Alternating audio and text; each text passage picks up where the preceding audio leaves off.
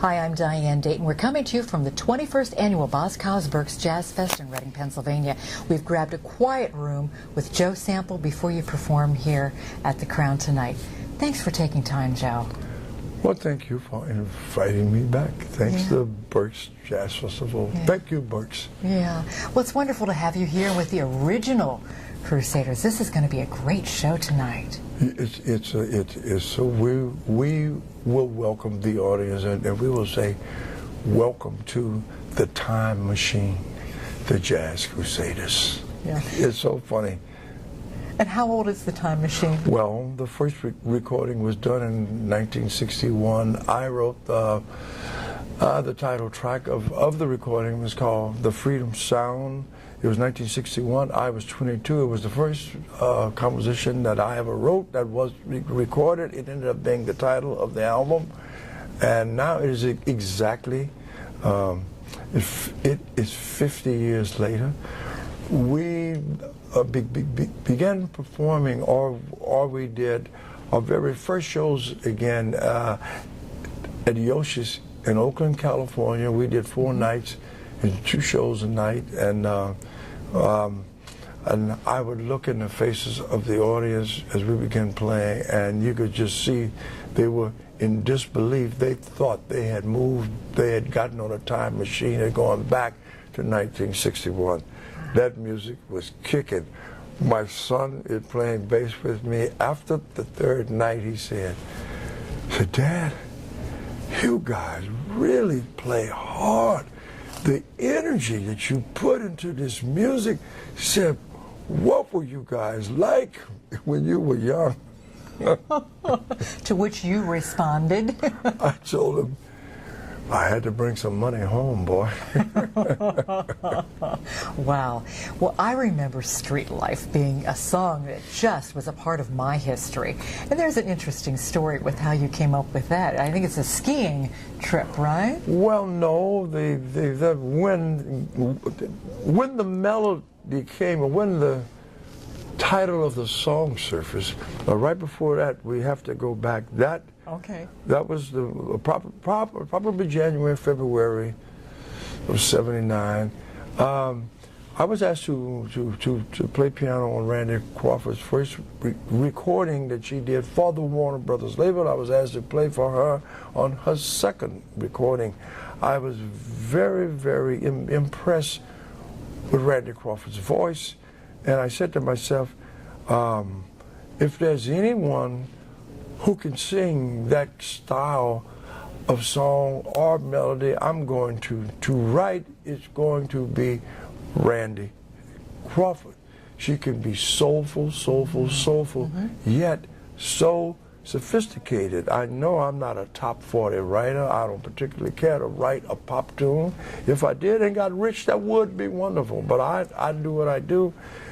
I, as the Crusaders, I want to write a piece of music for Randy Crawford to sing with us and record with us. Do you have any objections? And they said, no, let's do it. So I was at Mammoth Mountain skiing, where I have a home. I was over a beginner slope, and I just watched all these people crashing into each other and going all crazy. And then right there, the title hit me, Street Life. I was looking down at this madness beneath me. And I went back home, I wrote the melody. I called Will Jennings, who I had been introduced by Chuck Kay with Irving Album Publishing, Herb Alpert's company. And he wrote the lyrics to it. I got together with Wilton Felder. Well, you need some of this, you need some of this, you need a big intro in first. So I did all of that. And Randy was singing in a bar where people were smoking, and she was sitting on a stool. She had a big kitty. She had her eyes closed, and the smoke was bothering her. And on the intermission, I took her out. I had my Super Scope. I played it for her. She said, yes, I'll sing it. We went to the recording studio. It was hell trying to get the Crusaders to field it. Finally, after 10 hours, they totally listened to me, and we finally got the take.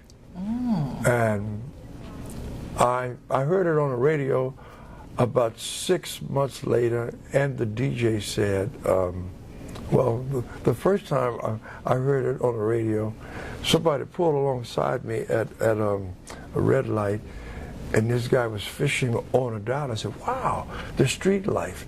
And I watched the guy listen to it, and then he changed it and went to a rock station. What the hell with you?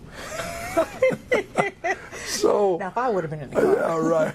So then I got later that same night, I heard it on the radio about 2 a.m. and I was like, whoa, this thing is powerful. And then the DJ said, that's an epic piece of music. You know, and I said, well, man, was this really meant to be? You write one song for somebody, and it's not titled, it's just called an epic. You know, how long was that, 79? That's what, how many years ago? Yeah, it's been a little while. It's been a while. Yeah. And we're still playing it around the world with Randy. Yeah, that's a great song. What is it like for you to perform? You give so much of yourself. You know, your heart is so into this. Well, it's like you sit together with musicians and you start playing. Now, when there are certain musicians that I know I can begin to play with, and I know they, instead of listening to themselves, they are listening to me. Instead of me listening to me, I am listening to them.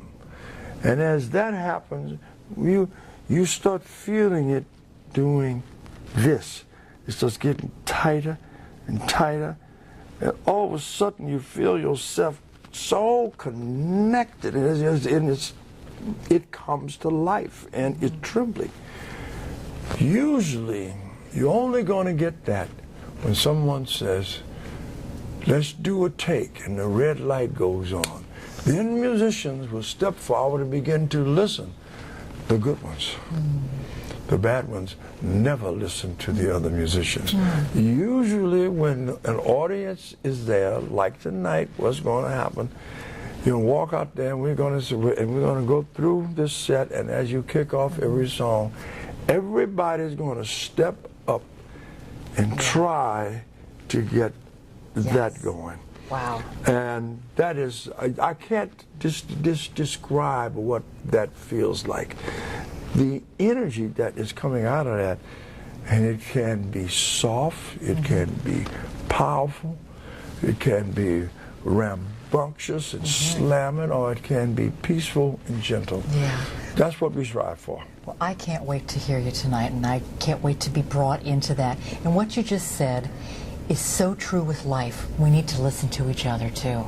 Thank you for bringing that up, too. Right. Thanks for taking time with me today, Joe. You have been an inspiration. Well, thank you.